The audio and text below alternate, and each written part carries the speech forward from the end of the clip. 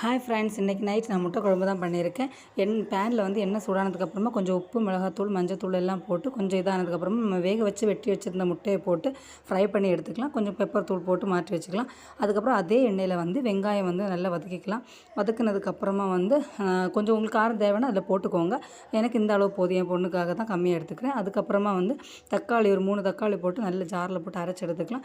அப்புறம் இஞ்சி பூண்டு பேஸ்ட்டு போட்டு இந்த வெங்காயத்தில் வதக்கி நல்ல வாசனையாக இருக்கும், நல்லா வதக்கி விட்டுக்கலாம். அதுக்கப்புறமா நம்ம அடித்து வச்சிருந்த பேஸ்ட் அதில் ஊற்றி மிக்ஸ் பண்ணி கொஞ்சம் உப்பும் போட்டு மிக்ஸ் பண்ணிக்கலாம்.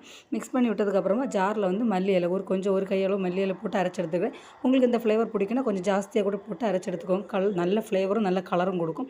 அதுக்கப்புறமா கொஞ்சம் கரம் மசாலா, கொஞ்சம் மிளகாத்தூள், கொஞ்சம் மல்லித்தூள், அதுக்கப்புறம் கொஞ்சம் மஞ்சத்தூள் எல்லாம் போட்டு ஜஸ்ட் மிக்ஸ் பண்ணி கொஞ்சம் தண்ணியில் கொதிக்க விட்டுலாம். அதுக்கப்புறமா நம்ம ஜஸ்ட் ஃப்ரை பண்ணி வச்சுருந்த அந்த முட்டையை வந்து இதில் போட்டு மல்லி இலை போட்டு எடுத்துக்கலாம். சூப்பர் டேஸ்ட்டாக இருக்கும். கண்டிப்பாக ட்ரை பண்ணுங்கள். பாய்.